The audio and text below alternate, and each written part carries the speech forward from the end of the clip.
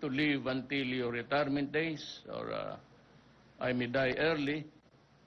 As a matter of fact, wala namang kalbo sa pamilya namin, pero I began to lose my hair at the back.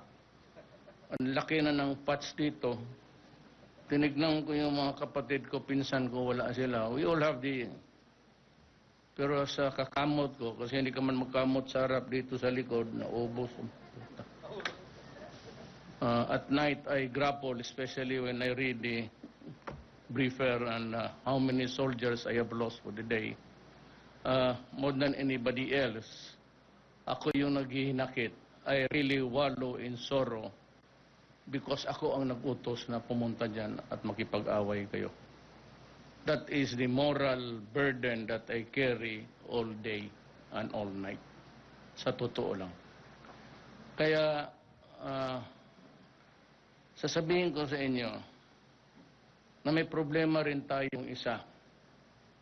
Because there is a pretender to the throne, assuming that I die within maybe tomorrow, next year, or next month, there are two claimants to the presidency.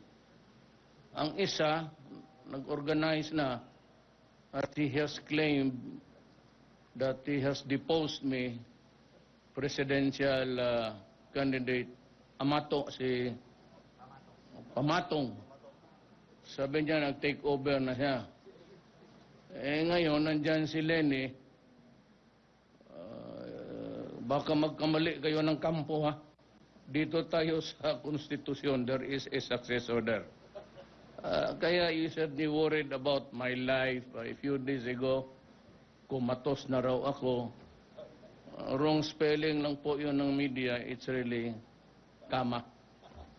If I am not around and you do not see me, sigurado na sa kama ako.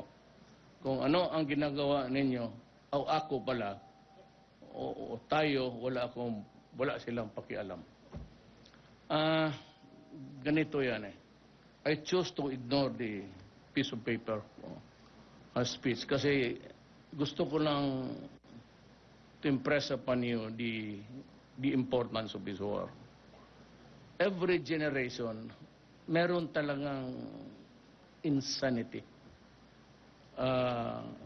In Europe, a lot of upheavals at ang pumasok na which killed millions of innocent human beings was the Nazis, si Adolf Hitler. From a simple idea, it has sparked the insanity of a country and a generation. And they killed innocent men, women, and children, and even those without arms to defend themselves. Mercilessly slaughtered. Itong panahon natin, this came about because of the designs of imperialism. I have to be frank with you. Ganyan talaga ang nangyari. In the old days, the Middle East was occupied by the Western powers. And they partitioned the entire Middle East kanya-kanya. Germany, Italy, yung Libya, kanya. Then the British conquered itong Saudi Arabia. And they lived off on the fat of the land. So yumaman sila, maganda ang industrialization nila, nauna sila sa lahat. Sila ang yumaman, sila ang enjoy the good life. Living yung may mga may-ari ng lupa and what was really inside or downwards, the oil.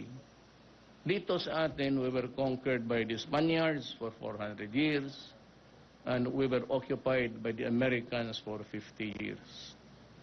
Nang itong arbitrary na sa Africa, they divided the whole of the Middle East, kanya-kanyang teritoryo. So they continued to exploit the countries, enslave actually the mga leaders na foisted by them, not by the people, and tried to introduce the Western yung election parliament. Alam mo, I do not claim to be a scholar, but I happen to be a descendant also. Dito sa Muslim world, hindi talaga pwede yan. It's the Quran. And frankly, as a grandson of a Maranao woman, I'm telling you that ang Muslim society is fundamentally feudal. Hindi mo talaga maalis yan. At kaya yung mga partition nila, America invaded Iraq on the pretext of the existence of mass destruction when there was none at all, and tried to undermine Syria and Libya. Yung mga sundalo ni Saddam, ni Gaddafi, at yung mga sa Syria na lumaban kay Assad, there were a lot of dissension. At nakita ng mga bata na sundalo, hindi yung matanda, hindi yung mga generals nila. And these were the common enlisted men, mga sargento. They realized that they were being brutalized and robbed off of their... Na walang makikita nila kung sinong mag-take over, sinong manalo dito, the exploitation will continue. So na-radicalized. They become radicalized, and extremism came into existence. Kaya ito namang isa ngayon, the insanity here is that ang resback nila for the exploitation sa imperialism was really extremism. At ang philosophy nila, it is not an, Islam does not kill an innocent person. I will tell you that the Catholics, the Christians do not do it for nothing. And even Judaism, life is always sacred. Itong ideology ng ISIS is really an ideology of brutality and cruelty. Walang ginawa kung hindi magpatay, pati magsira. They do not have any objective at all but God or for the good of mankind. At ang sabi ko na sa inyo, as a matter of fact, I remember during the first command conference nung presidente ako, and your officers will tell you that, I said that we have a serious problem about drugs. It is overflowing in the country. Marami ang mga aliens, pati ang locals. At sabi ko, but there is a bigger problem. And I think that because of the mass production of Cebu in many parts of Mindanao, be it in Davao del Norte, Cotabato, Cagayan, Baldon, sabi ko, hindi na ito for konsumo. Kaya konsumo lang, ang tao, he can only sniff too much. Ito, it was really funding. And that is why hard hit was the Visayas. I had an occasion to say it in public that it was the Iloilo who was the bedrock of... Kasi doon dinadaan eh. Then it spread to the Visayas.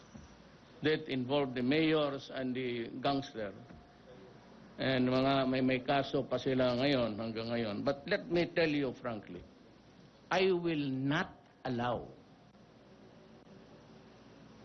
even at the risk of losing the presidency, I will not allow any soldier or policeman to go to prison for destroying the drug industry in this country. Sabi ko na noon, nung mayor ako, huwag mong sirain ang bayan ko kasi papatayin kita. When I became president, I said, huwag mong sirain ang Pilipinas o ang mga anak namin. Putang ina ninyo, papatayin ko talaga kayo. Magprangkahan na lang tayo dyan. At gagawin ko talaga yan. Yung ayaw talagang huminto, ay anak ng... Talagang hihiritan ko kayo. And for those who are facing charges, they can be very sure that they will walk out free men. Wala ang problema. Basta dyan, terrorism. But they are not members of the Geneva Convention. They are just plain bandits, gangsters, and what they really want is just to kill. And if you want to destroy us, we will also destroy you. We cannot be just sitting on our ass and looking at our countrymen being massacred, be it the Moro of Mindanao or the Christian. Hindi tayo papayag ng gano'n. Kasi those sufferings really include the Moro, the Maranao, and the Christians there. And if we allow that conflagration to spill out, that's the danger. They can go to Lanao del Norte. I am referring to the extremists. I am not calling them Moro. Magpunta sila sa Zamboanga because there are Moro everywhere. And they contaminate, and we will have, I said, a fire in Mindanao. That is why I declared in anticipation, because I cannot do it on the last minute. Yung mga hindi ka nakatikim ng responsibilidad na gano'n, they just think that you would limit it there. And how about those who has escaped? Hapsilon is said to be bruited as somewhere, and he sets up again an organization and burns the town, burns the city. Kaya ina-anticipate ko na yun, pati yung palabas nila sa Mindanao. If they begin to congregate somewhere else, and if we, the intelligence people, would say to me na there's a group there brewing, then I will maybe declare a suspension of the writ of habeas corpus. So that kaya ko na lang, without declaring martial law, pick up na lang ako ng pick up. Kasi ganun talaga. It's a very sad thing. It's almost arbitrary. There is no warrant needed, warrant of arrest or search warrant, or just simply pick you up. And my orders to you that if he carries a gun, he's not a soldier, he's not a policeman, just kill him. That is my order, because they will kill us.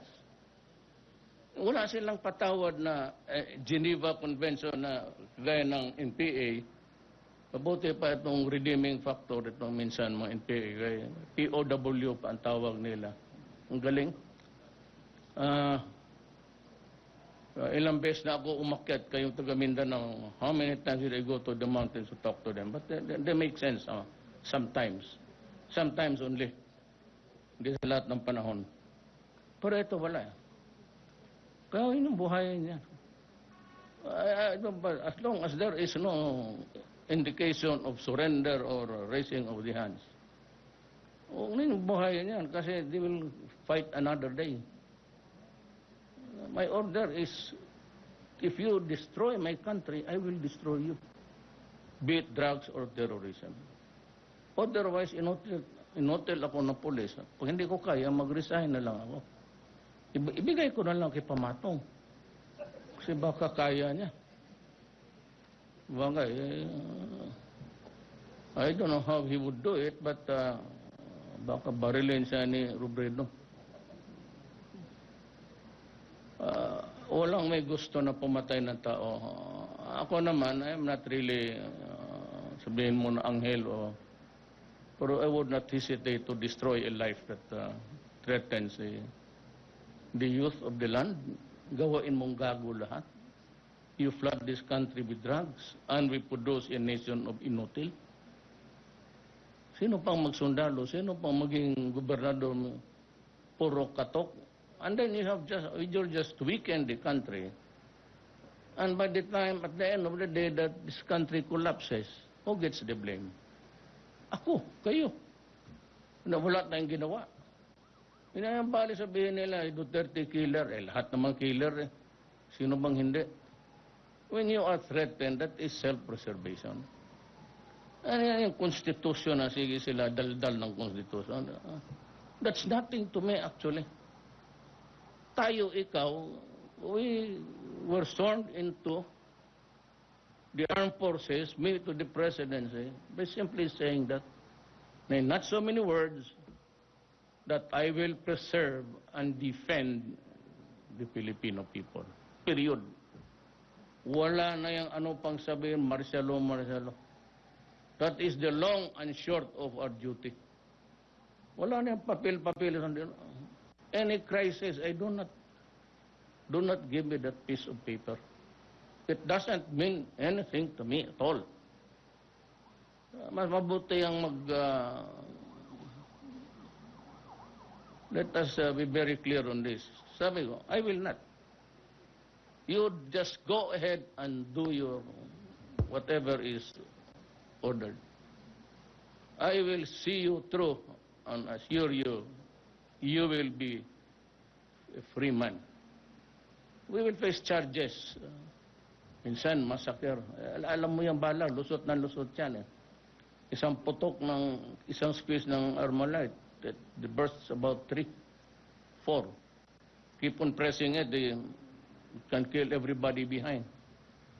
Yung mga disgrasya na, hindi na sinasadya.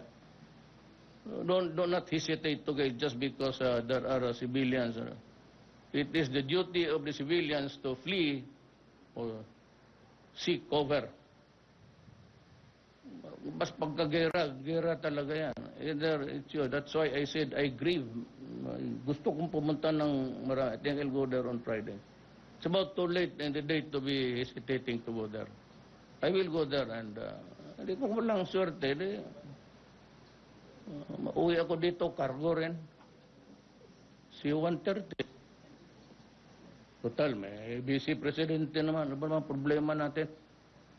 But you know, I cannot just sit on my ass dyan sa opisina ko na hirap yung tao doon. And for the many weeks that you did not see me, alam ninyo na pumupunta ako ng brigade, ng kampo lahat, pinuntahan ko, almost all divisions. I just wanted to make sure that the morale of the troops are high. And this I will assure you. I'm getting pissed off with this gobyerno na to.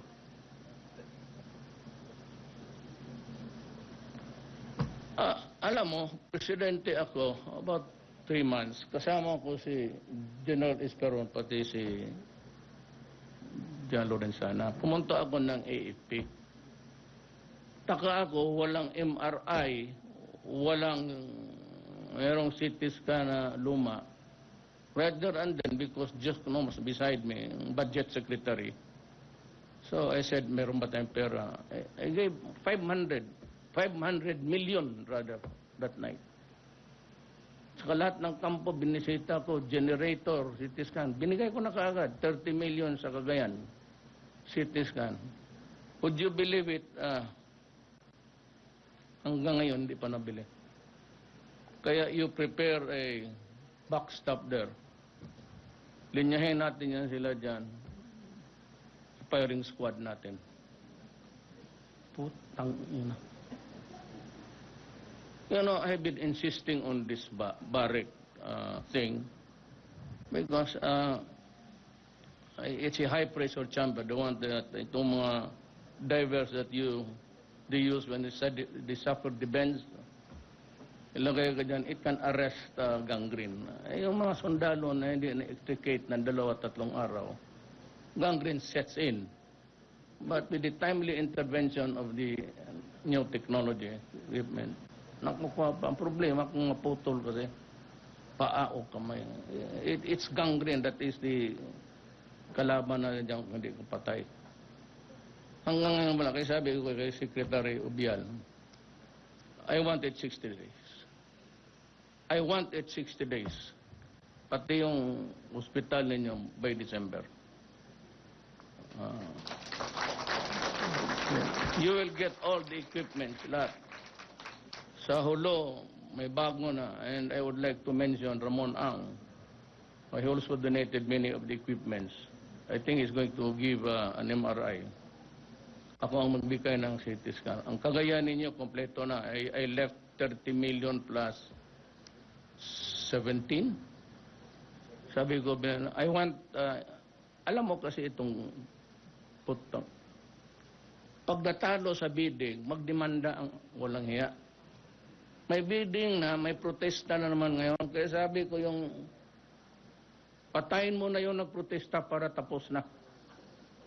Tapos kung sino yung kubita dyan, di, kanya na siya ang magbayad kung paano niya patayin. Sabi ko, kasi ang style nito ganito, itong mga walang hiya na ito.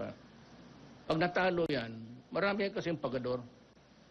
Pag matalo siya, mag-file ng kaso injunction. So the courts will stop it. So hindi matuloy kasi may kaso kay overprice. If there is a bidding, ang may kuha nakita nila, it's approved or nothing is wrong there, I do not want COA to find out a fault 1 year after. Do not do that. Sasabihin ko na sa COA ngayon, huwag ninyong gagawin yan. Masyadong pahirapan na yan. At saka for the courts, especially, I would like to address myself to the Court of Appeals, to the Court of lahat ng Korte. Do not make it a habit to issue injunctions, lalo na yung mga proyekto ng gobyerno. Magkagulo tayo dyan. Why? Bihin ko dito sa mga tao ko Executive Department, huwag kayong maniwala dyan, putang inang yan. Let's say. Yan ang nakaka-ano dyan eh. If there is a bidding and it is good, everybody is present. Tapos pag-award na, mag-file ng kaso. Ito namang mga judges, mga ulol, bibigay ng TRO, ay judge. Masipa kita sa opisina mo. Totoo lang. Do not do that because that would promote corruption. Alam mo bakit? O sabi niya, sige, withdraw ko yung kaso ko, bigyan mo ako konti. No, it's being done. Hindi ako, I've been 23 years mayor, 4 terms, for the 1-term congressman. Ring vice mayor, alam ko itong gobyerno na, kaya dyan ako galit. Especially yung mga TRO, walang ano yan except to delay. Tapos yung equipment, hindi madala. So pardon me for taking much of your time. I ask the group, si group na let's have a subdued, no music, no nothing, because indifference so mga kasama natin sa gobyerno, lalo na mga kasama ninyo, na itong araw na ito, mayroon rin mamamatay. Let us just celebrate it quietly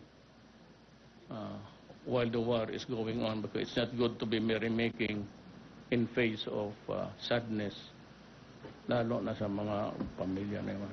But let me assure you, yung sabi ko na there will be a 50 million trust fund for you na makukuha ninyo, matutuloy yun. 50 billion trust fund. Meron na sana ako nakuha na 20. Pinagyayabang ko na kanila, sabi ko may 20 na ako. Ayaw ko lang sabihin kung anong transaction. Payag na si Dominguez. O sige. Sabi ko, okay na ako dyan. Bayad. Nangyari ito ngayon sa ano. So the fund might be compromised. But anyway, do not worry. I still have, in the fullness of God's time, kung buhayin niya ako, pero kung mahulog yung aeroplano ko, wala. Balik tayo sa square one. But you will have in my time, yung pangako ko sa inyo. Tsaka lahat kailangan ninyo. Lahat ng equipment, lahat ng medisina, lahat. Pati, pwede kayong magdala ng asawa pag, ibang asawa pag sa ibang, pwede kayong magbaon. Ibang asawa, okay lang. O walang kaso. All forgiven. Huwag mo lang paanakan. Mahirap yan. I'm just joking. Titignan mo media, atakihin na naman ako niyan. Bakit? Masama ba magdalawa ng asawa? Baski sabihin mo, hindi. Magdalawang asawa, magdalawa. Ito, mabuang isa. Ako pa. Anyway, let me, let's share your grief this afternoon. I'm very sorry that this has to happen. I do not like it, but I had to because that is my constitutional duty. I would be violating the law if I allow this country to go to the dog. I know that you are suffering also. And I too, I said, more than anybody else, ako yung, kaya na sometimes I get off just a few days to, huwag kayong maniwala na kumatos ako. Si Tatad man siguro ang nagsabi. Yung si Tatad ang dapat kailangan magbarek. Kasi hanggang ngayon yung tuli niya, in fact, hindi pa gumaling hanggang ngayon. Ang tao nagago. And congratulations sa anniversary ninyo. And I assure you of my loyalty to you and the best of the service that I can give you. Maraming salamat.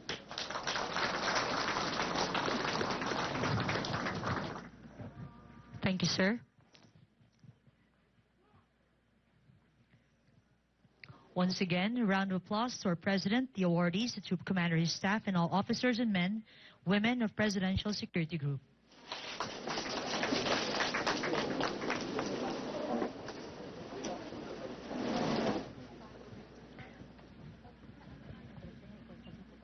We now proceed with photo opportunity with the President. For the first batch, please prepare. PSG Command Group 1.